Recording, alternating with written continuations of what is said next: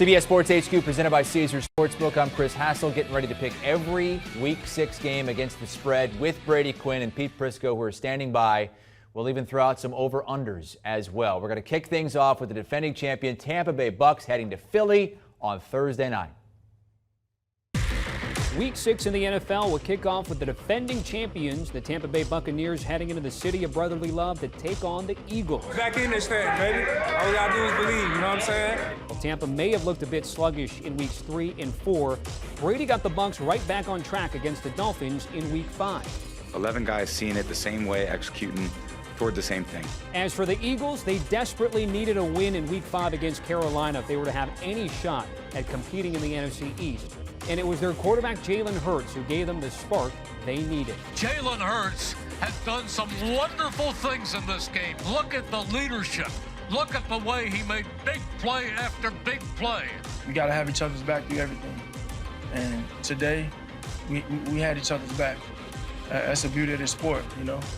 Despite continuing to make strides, there is still some doubt that the Eagles view Hurts as their long-term answer at quarterback. Hurts has always been internally motivated, but against the Bucs, execution will be key if this game gets into a shootout. Will Tampa move to 3-0 in primetime games this season, or is there a potential upset brewing in Philly? Week 6 is about to get underway. All right, we're going to pick that Thursday nighter in every game against the spread with Brady Quinn and Pete Prisco. I'm Chris Hassel. Guys, coming off a winning week, right? Both of you. Both of us, although Pete was one game ahead of me. So, I'm the winner. So what am I for the last week? You were the loser! Well, what I'll point out, but this graphic does not point out, is over-under's bad week for me again, 6-10. But if you recall that a couple weeks ago I was 13-3, I'm still ahead of the game, Pete. So I'm still going to keep giving the folks our over-under picks. That was so far in the rearview mirror, nobody remembers, Brady. They remember we have our season total for this. We keep track of all this stuff. Only the against the spread picks, right? We're not factoring in any of the over-unders. Since he picks all the over-unders anyways.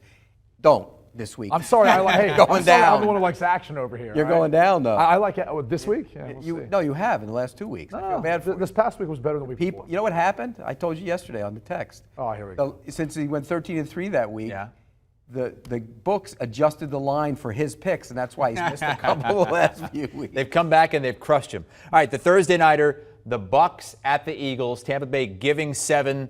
No Gronk, Levante David, and Tom Brady's got a little bit of a banged-up throwing thumb. Yeah, we'll see if that plays an impact on this. And we keep talking about this every week with the short week. Home team has an advantage. 7 points here, kind of a big number, although I think that tells you where the Bucs are. I think this could be an interesting matchup between these two teams, Pete. I'm most curious to see the rush defense of Tampa Bay versus the rushing offense with Jalen Hurts as a part of that rushing attack for Philadelphia. I think that's what's going to be interesting. If Tampa Bay can make Jalen Hurts have to beat him with their arm, maybe a tough task, and I think Tampa Bay's going to be able to cover that number. I think that's going to be the game plan by Todd Bowles. But something tells me this one I'm a little scared of. I like the under better than I like the spread in this one. So who do you like? I like Tampa. I'm laying the 7 points. You never quite said that, because I know I don't like it as much as the under. I know who I like. I like Philly. Yeah. And I think this is a tough week for Tampa Bay. It's a short week. You got to travel. You got guys banged up. No Levante David. You know, JPP's questionable. The center, Ryan Jensen, might not play. So I think there's some issues there for Tampa Bay. And on the other side, I think Hurts is playing good football. He brought them back in the fourth quarter. Did he bring them back into Carolina collapse? Well, they had a block punt, too. Right. But he still made plays when he needed to make them. And I think he's going to make plays. This Tampa defense is bad right now, Brady. It's a bad defense. Bad pass defense. Good rush defense. Right. So you don't run it. This is not a conventional. So the question is, can Jalen Hurts throw it well enough to be able to impact it? His running style is a little different than just lining up and running it up the middle. So I think they'll be able to run it outside, throw it down the field, big plays. It's going to be close. I think Tampa Bay will win the game, but it's close. Philly will keep it within the number, and I think it's going over, too. That was one of my – I didn't pick them all, but I picked that one. That game's going over. I like the under in this. I think the other thing is, look, if they're going to throw the football, you know how Todd Bowles is constructed that defense. They're going to test the cornerbacks on the outside. That's an area where, obviously, because of injury, the Tampa Bay Bucs give up a lot of yards, a lot of production to teams. Can Hurts do that consistently? They're not going to be able to run the football. You could talk about getting the edges and whatnot. That's not going to be a recipe for success versus this Tampa Bay Bucs defense. I agree. So throw it, move them, get them on the move, and they'll make plays down the field. See if they can. You guys exactly disagree on everything in this game, the line and the total. Yes. Bucks best at explosive plays in the league. They have the most. Eagles one of the best at limiting explosive plays. On Sunday, we have another London game, so Sleepy Petey will be up early, 9:30 Eastern Time kickoff He'll be between sleeping another 3 hours the after Dolphins that game kicks and off. the Jaguars. Where do we start here? Maybe with Tua potentially returning? Yeah, look, I'm not sure what to make of it if he does come back, what kind of lift he'd give them. They haven't been successful with Jacoby Brissett, which was, to be quite honest, kind of a surprise for me. I really thought when Jacoby got his opportunity, he would do a better job in there. Some of that's a product of the offensive line. What about the defense? I mean, they play so much man-to-man. It hasn't really worked out for you. Brian Flores has to do something different because this team has just been in an awful rut of late. So, look, as far as picking this game, I'm going to go ahead and take the 3.5 points, even though Urban Meyer and a lot of the players of this team haven't been accustomed to this London trip. The Jaguars pretty much have.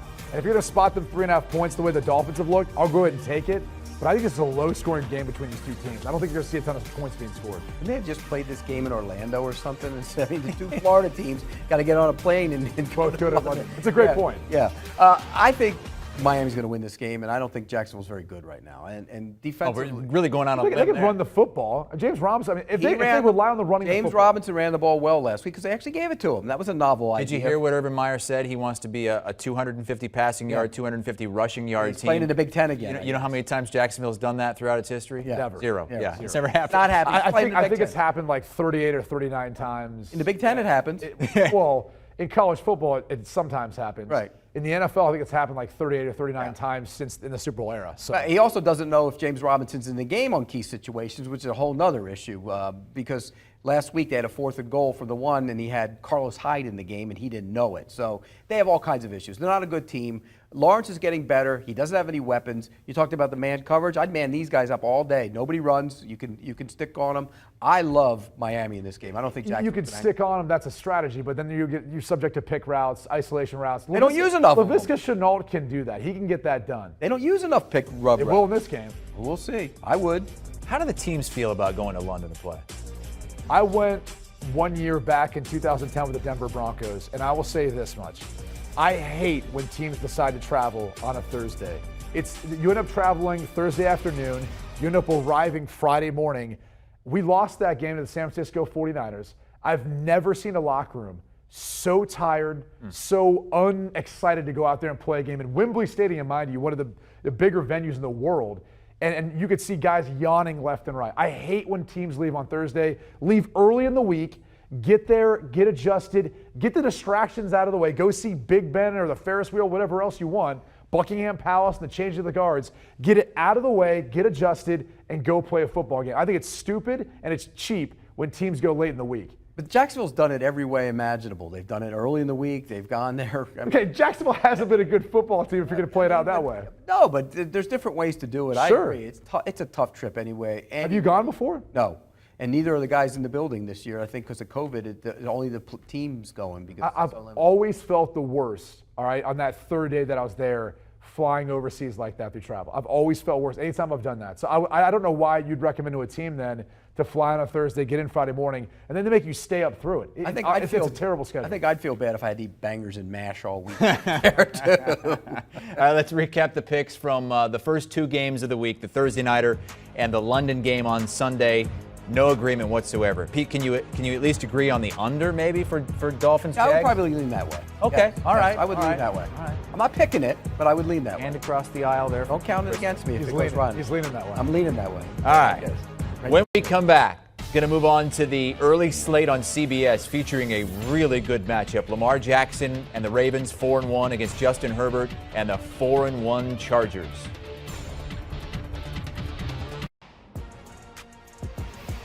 HQ presented by Caesars Sportsbook as we pick every game against the spread. This is the early slate on CBS, headlined by a battle of 4-1 teams, Chargers and Ravens. Also the Chiefs, though, 2-3, reeling a bit, going to D.C. to take on 2-3 Washington. We also have the Texans and the Colts. All these games 1 o'clock Eastern time on CBS. Let's pick them, and let's start with the best matchup of them all. The Ravens giving 3 at home in a matchup of two of the best quarterbacks we have in the game right now. Yeah, and I don't feel great about this pick. I'm going to be on the side of the Chargers here, and I'll take the 3 points. But the way that defense played, in particular versus Cleveland, they're giving up about 230 rushing yards. Doesn't get any easier going against Lamar Jackson and the Baltimore Ravens rushing attack. So that's going to be a bit of a problem. And look, I know we can go back to the playoffs when everyone made a big deal about, I think the play with the dime personnel to stop Lamar Jackson, the rushing attack. You and I both know that was out of necessity because they were so banged up. They kind of fell into that strategy. You can't do that anymore either. Well, no, especially the way he's throwing the football. Right. And so, again, I'm on the side of the Chargers here, and I don't really know why. I think it's because I do feel like Justin Herbert and the way he's played this year, they'll be able to make enough big plays. The emergence of Mike Williams, too, is a part of that. But I don't feel good about this matchup. I think it's going to be close. It's going to come down to the final play of the game, and I'm willing to say it'll be probably within those 3 points. I can see Baltimore winning, but the Chargers still cover the spread. I can't wait to watch this game. I think this is first one to 35 wins. I really do. I think the over, by the way, I love the over in this game. That's actually one of the games I picked the over. Is that lock unity? Yeah, it is, because I got the Chargers. Bring in the confetti. Oh, yeah. I have the Chargers as well. Chargers and over. I just think, and I'm concerned about it a little bit because West Coast team going all the way across the country. It's tough to do, Brady. It's tough to do. Overrated. You act like teams don't do it before all the time. And when Seattle has a great record going on the East Coast. Yeah, well, they had great defense when they used to do it. The Chargers don't. And it's concerning me. Here's why I picked the Chargers. If, and I said this to you before, if the field goal is good and the Colts win, do you think differently about your pick? Of course. You can make the case about how Cleveland and LA went last week, how it went. Yeah. They got run on all day. And what does Baltimore do now? They're a passing team, or do they go back to running the football? Yeah, the streak's over, and that's 2 straight weeks. Well, they've struggled I think to run they'd like the ball. to have 250 and 250 is what. Yeah. Good luck with that, even in the NFL, right? No, I think when you look at this, it's going to be their running game against the Chargers' inability to stop the run and try and keep Herbert off the field. And I think the Chargers are going to bring the man down and stop the run and force him to pass it again. And that's why I think it goes up and down. This is going to be a fun game. Again, it's going to be a great game. First one to 35 wins, I'm picking the Chargers. I love the way Brandon Staley manages the game, too. Because he doesn't necessarily have a formula. I think he has a good feel for how the game goes and how aggressive they want to be with going up forward on 4th downs. And this might be a game, too, where he's going to see Baltimore trying to implement some of that strategy, eating the clock up, running the football, trying to kind of limit the amount of possessions they have. And they might have to go for that in their own territory, some of those 4th downs, trusting Herbert, but also trusting the fact that they might not get the ball back for another 8 to 10 minutes. You know what Brandon Staley is? He's the new kid in school. Oh, he's so cool. Look how cool he is. And then you figure out that he's just like the rest of them. He is. Look, he's gone for a couple 4th downs. I get it, Brady. Okay, we talked about. It's not that. I think game management. I get it. There's an element of game management and feel for what they're doing. If he's such a great game manager, and he's a good game manager. This is his first year being a coach. Why didn't he have Austin Eckler go down at the end of the game? He tried to. You guys see how that worked out? He didn't. He carried him into the end zone. That's what you should be saying. Ultimately, who's responsible for that? The head coach. He should take a knee. The head coach. Well, first off, he's not calling the plays on offense. He is for responsible that. They should have knelt if they wanted to just go ahead and kick the field goal, which might have been a little questionable call at that point, given how Vizcaino. Look, I understand he's done some innovative, creative things, and everybody's, oh my gosh, he's so great, but he screwed up the end of the game. Let's be honest about it. He did screw it up. He's the head coach. Eckler tried to stop, and they literally picked him up and threw him in the end zone. When's the last time you saw that? Well, you pull him over here and you say. When's the last time you saw a defense carry a guy into the end zone? Why even hand off? Why not just take the knee with the quarterback? Look, that's a valid point, but it doesn't matter. They still were trying to stop short of it. Okay, he blew it. They blew it, almost blew it. Let's see if he can do what a lot of other Chargers coaches have not been able to do. 6 of the last 7 times they've started 4-1. They've missed the postseason altogether. That's wild. The Chiefs, 2-3 now. They're 2 games behind everybody in the AFC, so a home field advantage might be a pipe dream at this point, especially the way the Bills are playing. They're banged up. They're going to Washington. The Chiefs' defense is awful. Every time they step on the field, they make their opponent look like the greatest show on turf. Literally. The greatest show on turf averaged 7 yards per play. They are giving up 7.1 yards per play right now. Let that sink into you. So guess what? This game, the Washington football team is going to look like the greatest show on turf. You might see Isaac Bruce, flashes of Marshall Faulk, Kurt Warner. That's what this has looked like. I mean, at some point, they've got to get better play out of Hughes and Snead on the outside. Sorensen's missed a bunch of tackles. He's been bad in coverage. I know Chris Jones was out last week, but that's the issue. I mean, and especially when you combine that with the fact they turned the football over, as explosive as their offense is, it's just hard for them to keep up. All that being said, I'm going to lay the 7 points and go with the Chiefs here. Well, everybody's burying the Chiefs. As long as Their defense is awful. They're awful. Hey, Washington's defense is awful. It's not as bad as Kansas City. By a point. One gives up 32 points a game. The other one gives up 31 points a game. And one of them was supposed to be a dominant unit that would carry that team. It's not. It's terrible. So Ron Payne, Chase Young got a sack last week. They're starting to come around. They're second. They're 31st in the league in points allowed, Brady. Only the Chiefs are worse. I get it. I picked the Chiefs to win this game. And I'll take the Chiefs as well because I'm not ready to bury Patrick Mahomes. And I think that here's the problem with Patrick Mahomes, and you saw it the other night. If you play him in off coverage, is he going to be patient? He wasn't patient the other night. Well, they have to get back to run the ball, running the football. And I think a lot of teams, and you see this a little bit from time to time, especially versus offenses that are so explosive, play soft coverage, play back, force team to run the football, and if they don't want to run the football, force the quarterback to have to take off 4 or 5 times a game, pick up 5 yards, get down, and be in 2nd and 5. Quarterbacks do not want to do that, especially guys like Patrick Mahomes, like Josh Allen, like to stretch the field vertically. So, look, I'm not burying Patrick Mahomes. I didn't even mention him in anything I said. No, I'm not but saying you. We have to identify the fact that if the Chiefs don't get to the AFC Championship game, which would be a crime, it has all to do with their defense. It's Correct. not their offense. Correct, but the offense wasn't good the other night either. No, they're turning the football over. Right. And this one has to go over, right? I mean, you 31 and 32 points a game, that's 63. If Washington looks like the greatest show on turf, yeah, this one is going over. 11 turnovers for the Chiefs, by the way. That's tied for the most in the NFL. Another 1 o'clock Eastern time game on CBS. It's the Texans going to the Colts. Big spread here. Colts favored by 9.5. Carson Wentz, I know they blew it, but Wentz starting to look like the quarterback they wanted him to. Last 2 weeks he has, right, PM? He's looked good. They didn't, finish the game the way they would like to. This is a fishy line to me. I mean, it's a lot of points that the Colts are given in this case. Davis Mills played really well. My guy. I'm not really, well, last week he did, not the week before. You weren't claiming him last week. Yeah, you weren't playing him 2 weeks I claim him, period. I knew he had a bad game against Buffalo. Look, I'm going to lay the points here. Something's off. Something doesn't make sense about this matchup to me, given how the Colts have looked this year. And Wentz is starting to come on, but it's a lot of points. I don't feel great about it. I think I like the over better than I do the 9.5. But again, I can't make much of it. I think the Wentz and the rest of the offense are starting to find their rhythm. They're starting to find their ability to create some big plays. Pittman's been great in the passing game. Taylor obviously as well. But that's the one thing I can hang my hat on in this one. Yeah, I'll take the Colts. I don't love it either. That's a big number for a team that is last in the league in passer rating against. Last. Lamar Jackson carved them up, but that was before that game. They were terrible going into that game. They have all kinds of issues. They sat back in his zone. He picked them apart. I know Davis Mills did some really good things last week, and the week before he was awful. I think he's going to be somewhere in between this week, and I think they'll score some points, but I think this is definitely the Colts. They have to have this game, and I think they cover the number. Lots of agreement here. Agreeing on the Colts, agreeing on the Chargers. I don't like it. Agreeing on the Chiefs.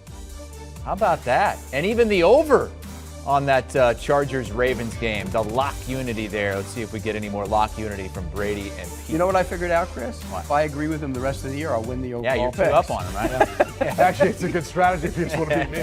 I don't know if you'll win many games, but it's a good strategy, yeah. All right, when we come back, we're going to go to the other 1 o'clock Eastern time games, including the Packers and the Bears, a one-sided rivalry forever.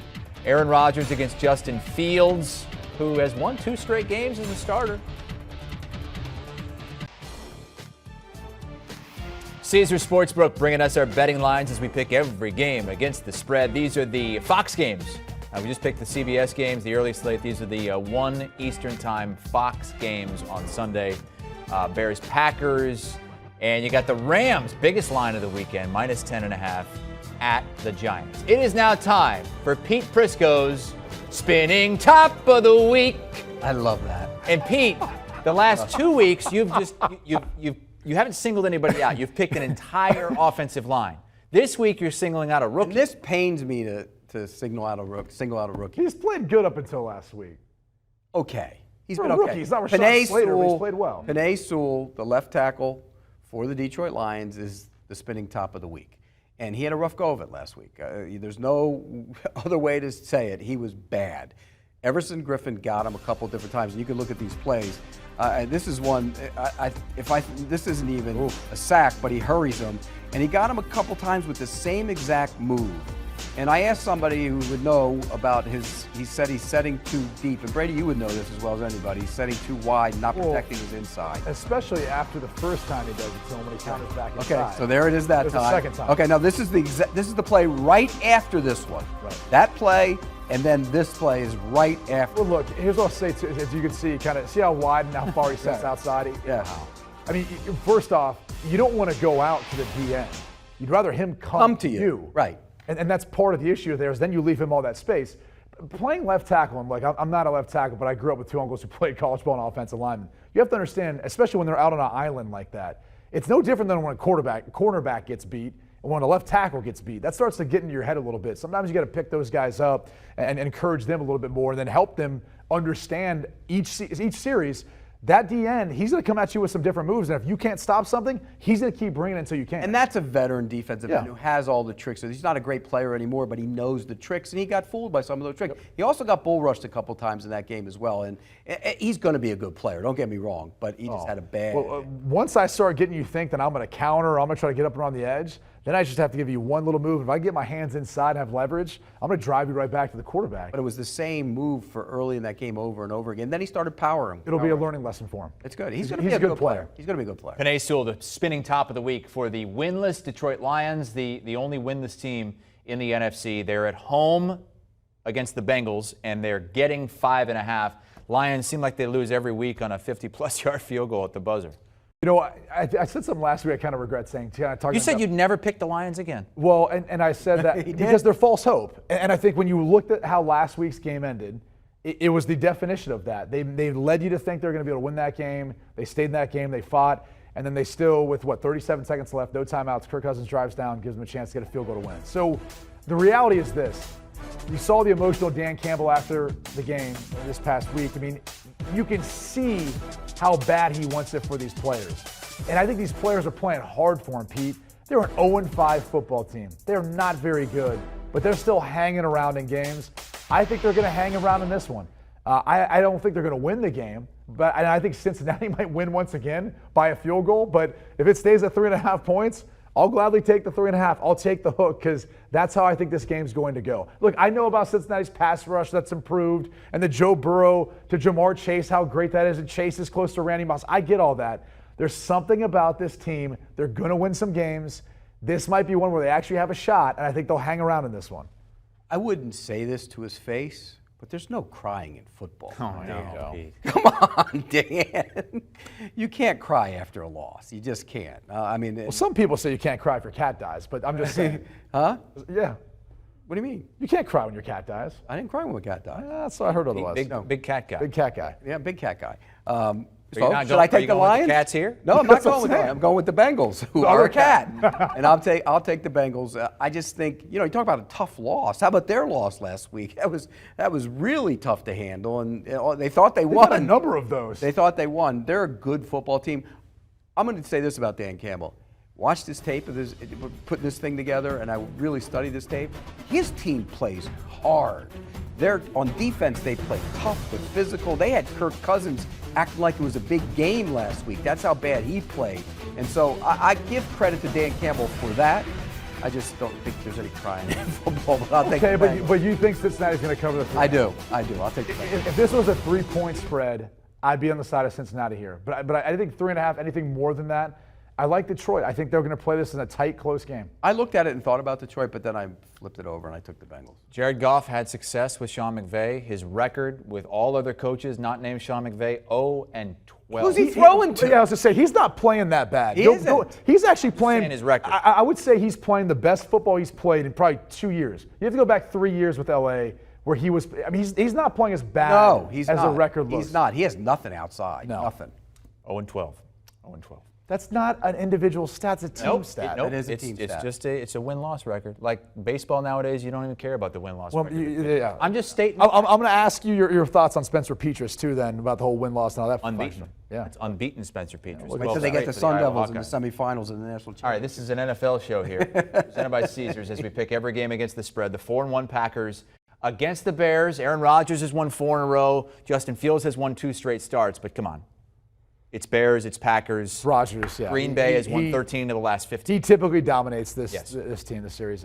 Justin Fields has been inconsistent. He's been a little banged up too, but Rodgers has dominated the Bears. As good as this defense has been throughout his career in Green Bay, he's had their number, and that's going to be the case in this one. I think one of the more underappreciated things, Pete, is how well they move around Davante Adams. I mean, it is pretty much Davante Adams, and they have such a hard time doubling him because of where they put him. I mean, they motion him. They put him outside. They can put him in the slot, and Aaron's able to find him. So amongst everything else they do well, I'm laying the 4.5 points. I'm actually surprised it's not a little bit higher than this. And the amazing thing is they're playing with backup left tackle. They played with a backup center last week. Yep. They're playing with two guards that are first-time starters. And Billy Turner, who was a guard when he came in the league, is playing tackle. That tells you how good Aaron Rodgers is. He gets away from the pressure, he makes plays. I'm with you. I think he's owned the Bears, and the Bears have had better defenses than he's had success against them. So I'll take the Packers minus. Bears defense is playing very well. They get a lot of pressure. They get a lot of pressure. Yeah. By the way, Rodgers targeting Devontae Adams on 38% of his passes. That is a wild stat. Number one in the league. Can't stop. All right. Well, they need Vikings. Scantling back too, because actually he stretches the field a little bit. Another NFC North team, the Minnesota Vikings, 2-3, going to Carolina to face the 3-2 Panthers, who are reeling a bit after that 3-0 start. Yeah, it was an interesting second half last week for the Carolina Panthers. I mean, defensively, they're still there, even though they gave up a bunch of points. Little concerns about Sam Darnold. Kind of started to slow down a little bit.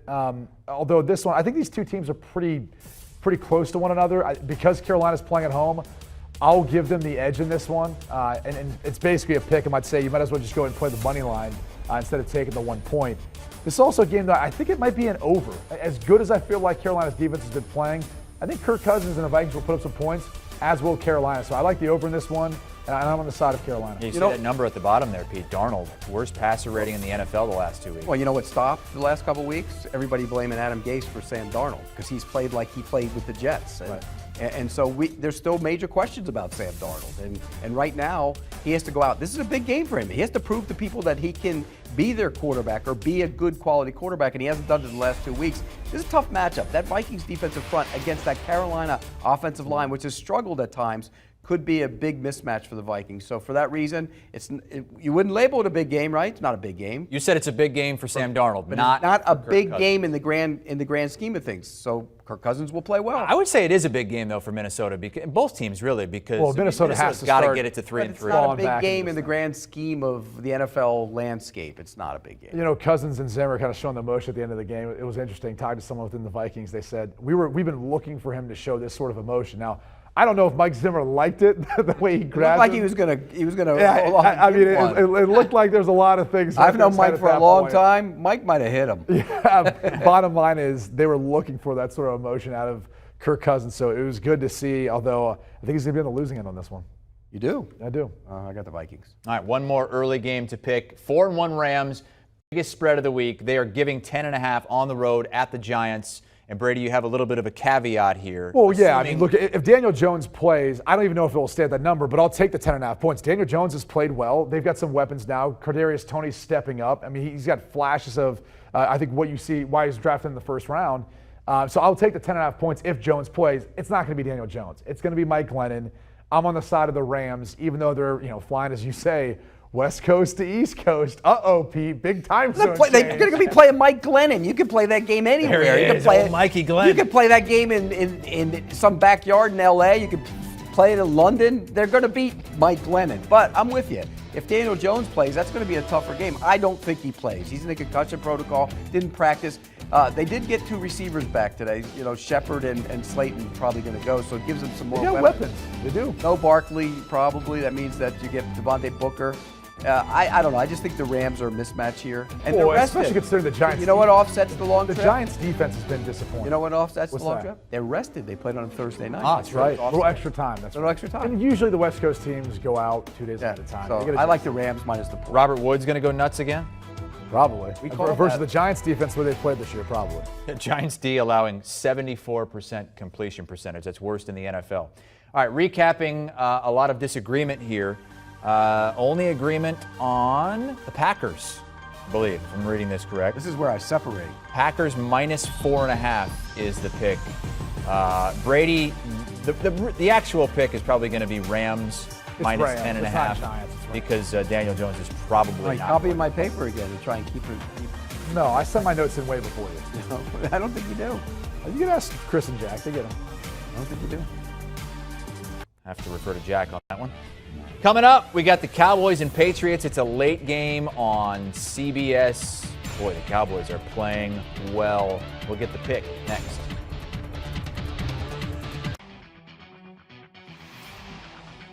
HQ presented by Caesars Sportsbook, giving us the lines for the late afternoon games on Sunday at or around 4 Eastern time. Cardinals, Browns. Cardinals, the lone remaining unbeaten team in the NFL. On CBS, we have the Raiders in their first game post John Gruden at the Broncos, and the Cowboys taking on the Patriots. That is where we're going to start. Chris Hassel, Brady Quinn, Pete Prisco with you. The Cowboys, man, they're playing well. 4-point favorites here on the road against Bill Belichick. They've lost 6 straight against the Patriots. Haven't won against them since Troy Aikman was the quarterback. 1996, and it was Drew Bledsoe for the Patriots. So I saw that. I was like, that can't be right. This is another fishy line to me. It doesn't make any sense because of how well Dallas is playing as a team, as a whole, and in comparison to how they match up versus the Patriots. So my theory, and tell me if I'm wrong, this is all about the respect for Bill Belichick, a Bill Belichick coach team in Foxborough. Other than that, it really doesn't make sense because I'm laying the points with Dallas. This team is red hot. They can run, they can throw, they can create big plays. Their defense is getting turnovers. Up front, they can get pressure. I don't see how New England stays in this game. And oh, by the way, what are you doing with your tight ends? You spend all that money on Hunter Henry, Jonnu Smith. They don't have much production at all. I thought the offense would run through them. Henry got going last week. But I'm saying that the entire season, they have not run their offense through the tight ends. It's one more kind of rushing tack, spreading it out outside of the wide receivers. That's just not a winning formula for me. So you got Dallas -4. Yes. And I'm with you. This line looks funky. It really does. It looks. What do you think it should be, guys? Like 7? 6 or 7? Yeah. That 96 team, Patriots team, went to the Super Bowl. This one isn't. I can tell you that right now. They're not going to the Super Bowl. Belichick, line is because of Belichick. There's no question about it. And people go back and they'll look and see what he did against Tampa Bay. It was raining that night, though. Right. Brady had struggled with the rain a little bit, and it wasn't any rhythm to that offense. Well, and Richard Sherman didn't just get there, right? I mean, this secondary is playing as good as they played for Dallas in a while. And New England's been turning it over. And Dallas has been taking the ball away, and I think they'll take the ball away in this game and get the short fields. I like Dallas in the game a lot. I think they're going to cover this number, but I'm scared because it looks fishy to me. Diggs already 6 picks. That's more than Deion Sanders ever had as a Cowboy. No, please, Defensive player of the year right now. Do not mention Diggs and Sanders in the same sentence when it comes to playing cornerback, ever. Deion Sanders was the best cover guy who ever played the game. Yeah, they didn't throw it in his direction very often. I mean, that's why. Both things can be right. Yeah. Like Sanders can be the best that's ever okay. covered, and he can And still he's not getting have a lot of as many picks. interceptions. Everson Walls had 11 picks, I think, for the Cowboys one year. See if they give him more respect and not throw his way. Moving on to the CBS games at another CBS game, I should say, at 4:25 Eastern time. This is Raiders Broncos, and if you're a Vegas fan, you better hope it's not the team that showed up against Chicago last week. Well, look, I'm on the side of Denver for this reason. I mean, I think between last week's performance and everything that came out in public, you had to have think that had an impact in the locker room. And now John Gruden's not there anymore, and he was a big piece of why the offense was effective, in my opinion. So what's that going to look like now? Is Greg Olsen going to be able to have the same ability that John Gruden had in game, managing all of that? Will Derek Carr be able to rally the troops, rally the team? Even though, what are you playing for at this point? I mean, yes, you can still say they're in their playoff hunt, but the reality is you're going to have a new coach coming in at some point. Who knows what's going to come up from everything that's transpired over this past week? And so there's a lot of distractions, and I hate that when you're a team that isn't favored on the road divisional game, and you got the Broncos team that wants to keep clawing back in it. So I'm concerned for, I think, the headspace for the Raiders. Joey Bosa might have gotten into Derek Carr's headspace a little bit because he was bad last week. And remember, Joey Bosa made those comments about him, and then he got fired back at him, and he didn't play very well last week. He wasn't good. And at times he gets this glassed look, just glazed over look on his face, and it's just like, go ahead, defend the quarterback. The thing about Carr is, here's the thing about Carr.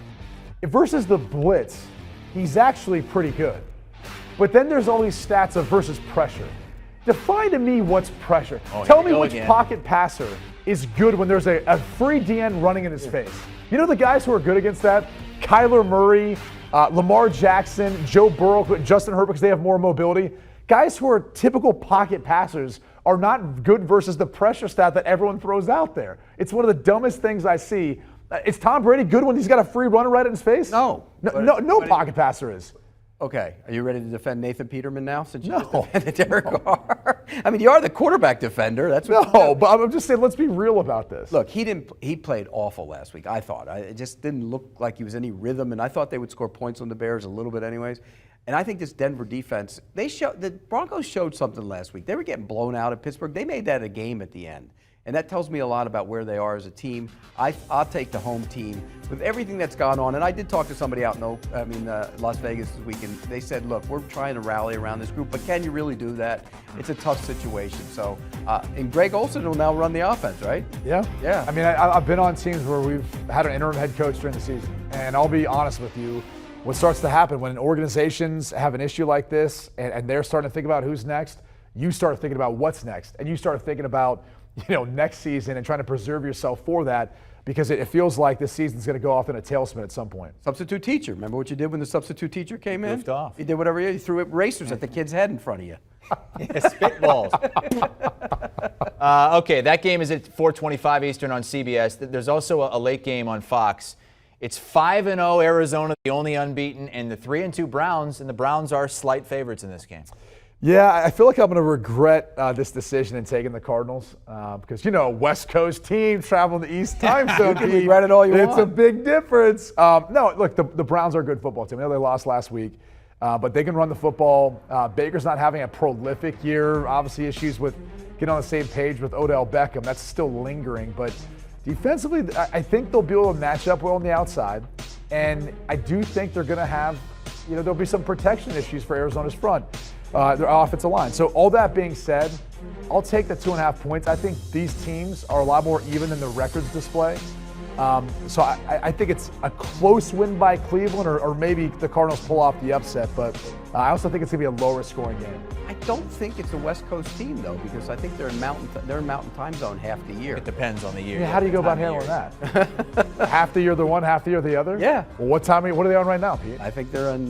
Once it falls back, then they become there on the West. Boy, oh boy. Yeah. Getting into time zones. So they're not a West Coast team until later in the They're season. a mountain team. Okay. Yeah.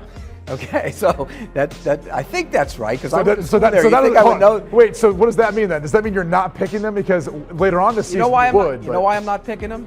The number looks fishy. Number one. Number two, 5.4 per rush against.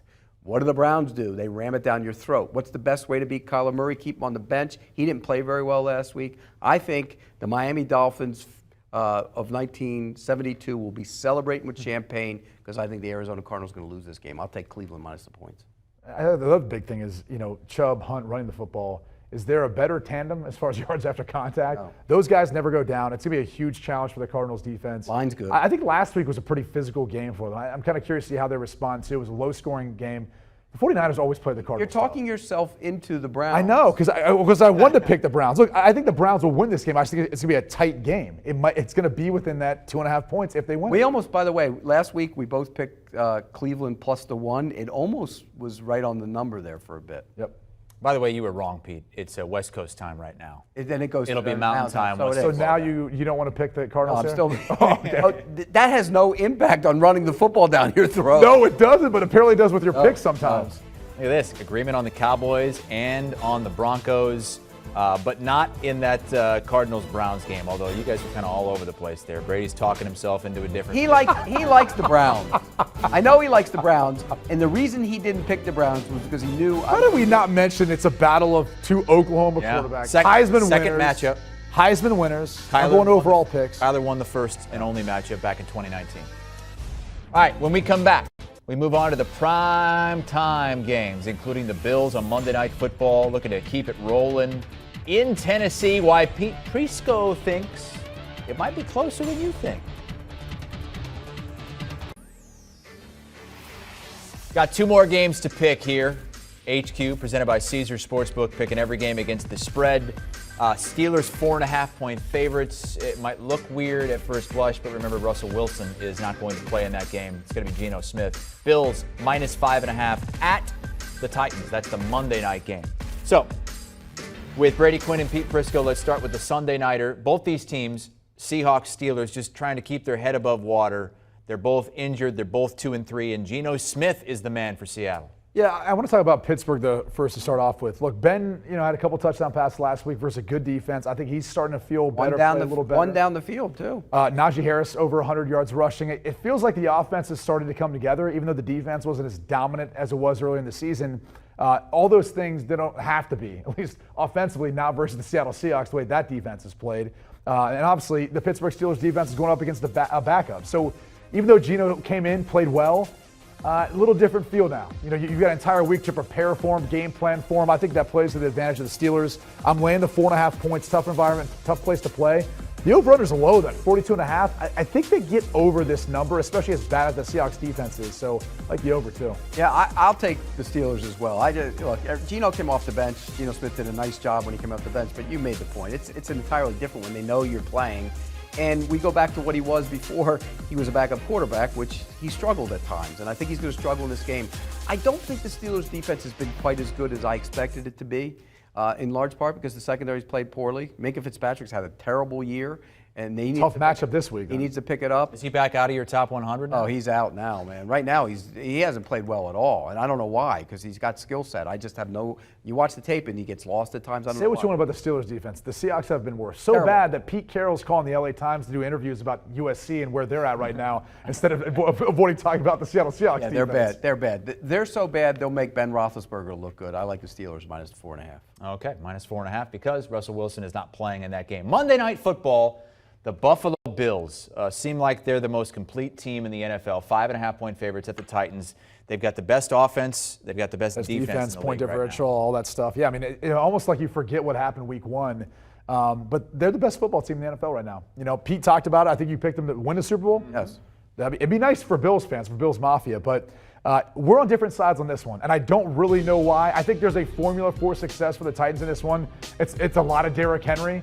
But that defense still, as good as Harold Landry has been and some other pieces, it's still not up to snuff for what it needs to be versus the Buffalo Bills. So I get it. You got a home underdog that you think's motivated, is going to win this game. I don't see it, man. I'm laying the 5.5 points, and I'll take the under because I don't know how much the Tennessee Titans will score.